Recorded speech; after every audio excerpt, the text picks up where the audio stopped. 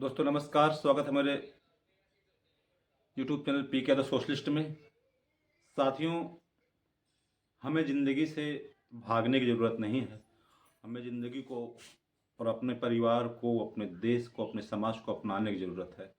और हम अगर ज़िंदगी से भाग रहे हैं, अगर हम अपना ज़िंदगी छोड़ रहे हैं, या किसी पैराए पे आके, या किसी बीमारी के कारण, या कर्ज के कारण, या कमाई कम होने के कारण, तमाम सारी ज़िंदगी के मूलभूत सुविधाएं हैं और उनको छोड़ के अगर भाग रहे हैं, आत्महत्या जैसी चीज़ें कर रहे हैं, सुसाइड कर रहे हैं। इससे पहले एक वीडियो मैंने बनाया है, उस वीडियो में उसका पार्ट 2 में दे रहा हूँ आपको।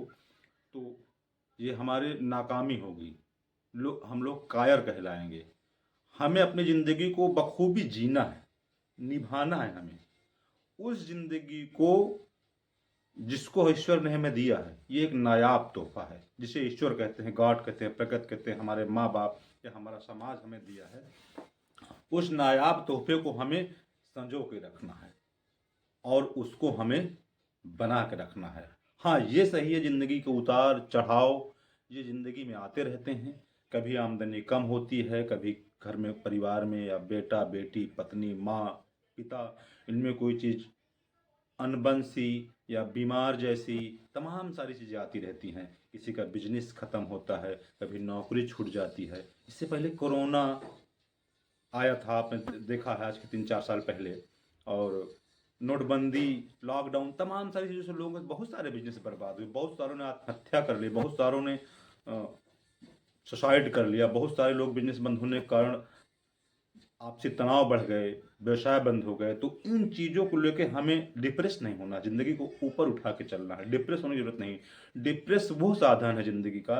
डिप्रेस ऐसा रोग है, व्यक्ति को नीरसता की ओर ले जाता है, व्यक्ति को नीचे की ओर ले जाता है। और यह नीचे की ओर ले जाना ये एक प्रकार का जीवन का अंत माना जाता है। जीवन को बिखार, मतलब बिखर जैसे जाता है जीवन से, डिप्रेस की वजह से, डिप्रेशन की वजह से। तो हमें मजबूती से जीना है। और इसको जीने के लिए हमें क्या जरूरत है? सबसे पहले मजबूत होना, उससे ऊपर उठना, आशावादी होना, आगे बढ़ने की ललक रखना और उम्मीद कायम रखना। हाँ, कोई कोई ये कहता है कि मेरी उम्र जो है बढ़ गई है, कभी कोई ये कहता है कि मैं 40 साल का हो गया हूँ, अब कुछ नहीं कर सकता हूँ। मैं कोई कहता है 50 साल का हो गया हूँ, 45 साल का हो गया हूँ, बेटे बेटियां सयाने हो गए हैं, शादी का समय आ गया है, या बच्चों को पढ़ा नहीं पा रहा हूँ। तो जितना हो सके आप करिए, सहयोग करिए, पत्नी से कहिए, बेटे से कहिए, अगर बेटा सयाना है बेटी से कहिए, खर्चे कम करिए। तमाम सारी ऐसी चीज़ें हैं जिस पे आप कंट्रोल करके भी धीरे धीरे कर सकते हैं। और हम सबसे पहला कदम हमारा होगा शिक्षित होना। अगर हम शिक्षित हैं, मजबूत हैं, तो हम आशावादी होंगे। आपके अंदर अगर आप पहले बॉस रहे हों या मालिक रहे हों, अगर नौकरी करने की भी जरूरत पड़ती तो भी आप कर लेंगे, क्योंकि शिक्षित होने का सबसे बड़ा उदाहरण है। आप मजबूत होइए। कहीं कहीं ऐसा होता है, जब किसी आपका व्यवसाय खराब होता है, नौकरी छूट जाती है, तमाम सारी चीज़ें आपके साथ हो जाती हैं, उन चीज़ों के बाद भी लोग आपसे रिश्ता तोड़ देते हैं। आपके नाते रिश्तेदार, आपका दोस्त, आपके तमाम सारे रिश्ते ऐसे होते हैं जो ख़त्म हो जाते हैं, फ़ोन आना बंद हो जाता है। छोड़ दो ऐसे लोगों को, ख़त्म कर दो ऐसे रिश्ते को। और जो ताना मारते हों कि तुम कुछ नहीं कर सकते हो, तुम ज़िंदगी में क्या करोगे, तुम बच्चों को पढ़ा नहीं पाओगे, तुमने इतने बिजनेस किया, सब खत्म हो गए, तुम्हारा सारा सब कुछ बर्बाद हो गया। छोड़ दो ऐसे लोगों को सुनना, खत्म कर दो। क्योंकि मेरे कहने का आशय ये है कि मेरे साथ ये हुआ, मेरा अपना खुद का अनुभव है। मेरी उम्र 40+ है और 40+ के बाद फिर मैंने 3 या 4 बिजनेस किए, और मुझे लग रहा है कि अगर मैं उसको वहीं से छोड़ देता शायद बर्बाद हो जाता। आज फिर से एक नए स्टेटस की ओर बढ़ रहा हूँ धीरे धीरे। मेरे पत्नी का, मेरे बच्चों का, मेरे परिवार का, मेरे दोस्तों का, जो मेरे नज़दीक रहे, जो मेरे सहयोगी रहे, वो उनके प्रोत्साहन के माध्यम से, या इसी प्रकार के नए नए वीडियो देख करके, नई चीज़ें देख करके, कि हम जीने का साधन होना चाहिए। मैं डिप्रेशन में चला गया था, उस वजह से भी मुझे, हमें ऊपर उठना है। तो इन डिप्रेशन के को ना लेकर के हमें ऊपर उठना है, हमें आगे निकलना है। और अब कभी कभी आप लोग अपने दोस्तों से अपनी बात बयां करने लगते नहीं, अपनी बातें उतना ही रखो जितने में लोग हंसी उड़ाते हैं, हंसी के पात्र बनाते हैं। और रिश्तेदार नातेदार ये भी कहना चालू करते हैं कि इसके पास कुछ नहीं है, ये बर्बाद हो गया है और ये कुछ कर नहीं सकता है, इसके बच्चे पढ़ नहीं पाएंगे, आपके बच्चों को ताना मारेंगे, आपके पत्नी को ताना, हो सकता है आपके घर में कलह भी पैदा कर दें ऐसे लोग घर आ करके कि तुम्हारे पति कुछ कर नहीं रहे हैं या तुम्हारा बच्चा कुछ कर नहीं रहा, तो बच्चे से कह सकते हैं तुम्हारे पिताजी के पास क्षमता नहीं तुम्हें पढ़ा देने की। बच्चों के अंदर एक डिप्रेशन चालू कर देंगे, बच्चों के अंदर एक भय व्याप्त कर देंगे, हमारे बेटी के अंदर भय व्याप्त कर देंगे, या आपकी बहन होगी शादी के लिए उसके अंदर भय व्याप्त कर देंगे कि शादी नहीं कर पाएंगे ये, अब तुम्हारे पास उनके पास कुछ बचा नहीं। तो इन चीज़ों से बचने के लिए हमें मजबूत रहना है, हमें ये कहना है कि नहीं ये हमारी जिम्मेदारी है, हमको निभाना है और इसके लिए आपको जीना जरूरी है। सुसाइड जरूरी नहीं है, मरना जरूरी नहीं है। चाहे आप 40 साल के हों, 42 साल के हों, 28 साल के हों, 25 साल के हों, युवा हों, नौकरी नहीं मिल रही है, व्यवसाय नहीं चल रहा है, इसके बाद भी आपको जरूरी है जीना।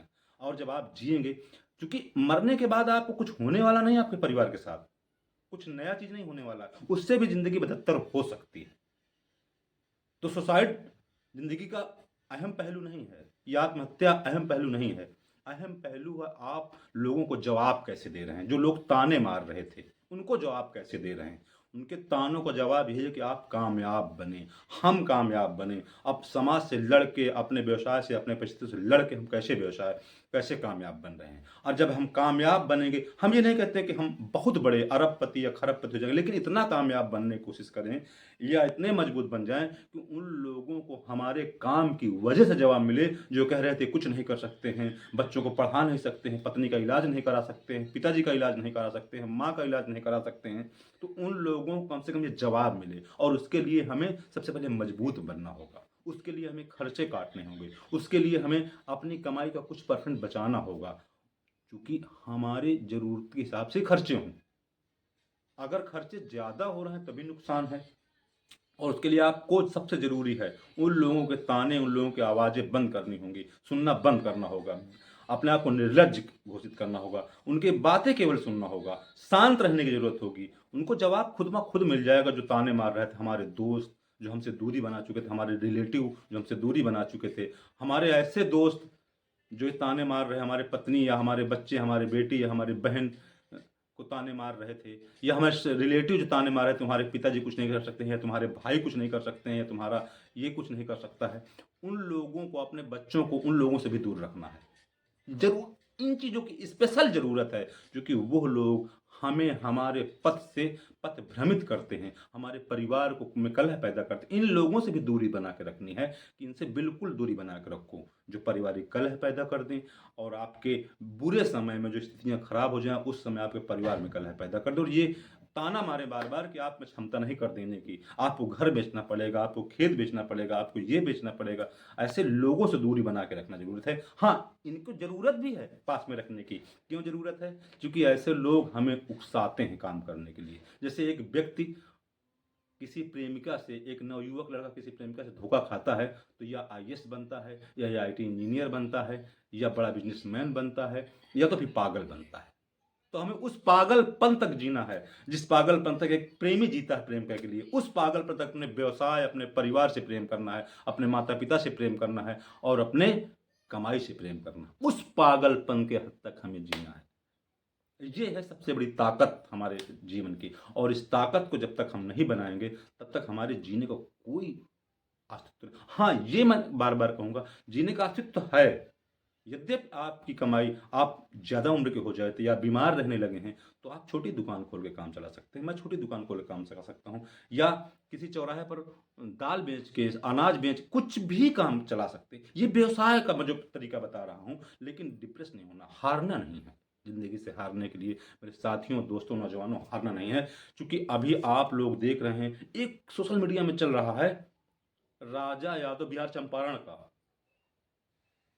उर्फ बिहारी टार्जन। 11 बार आर्मी की रेस निकाला उसने, और 11 बार रेस निकालने के बाद भी वो आर्मी में नहीं हुआ। उसने ठान लिया कि मुझको आगे निकलना, उससे आगे निकलना है। अब वो ओलंपिक की तैयारी कर रहा है। अब समझने की ज़रूरत है। और हालात ये सोशल मीडिया में उसके लगभग 1 मिलियन फॉलोअर्स हैं, और ढेर सारी उसकी वीडियो मिल जाती है, अब ढेर सारे उसके इंटरव्यू हो रहे हैं।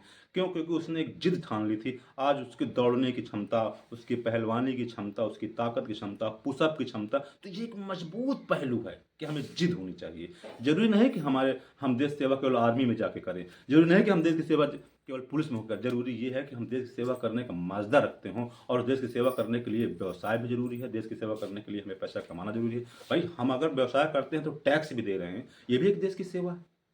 अगर हम व्यवसाय कर रहे हैं उसमें 4 लोग काम कर रहे हैं हमारे साथ, तो ये भी एक देश की सेवा है, 4 लोगों को हम लोग जॉब दे रहे हैं। तो ये जरूरी है कि हमें किस प्रकार अपना जीवन यापन करना और जिंदगी चलाना है, सबसे बड़ी ताकत ये है। और इसके लिए हमें जीना होगा, मजबूत बनना होगा, इसके लिए हमें अपने आप को मजबूत बनाने की ज़रूरत है।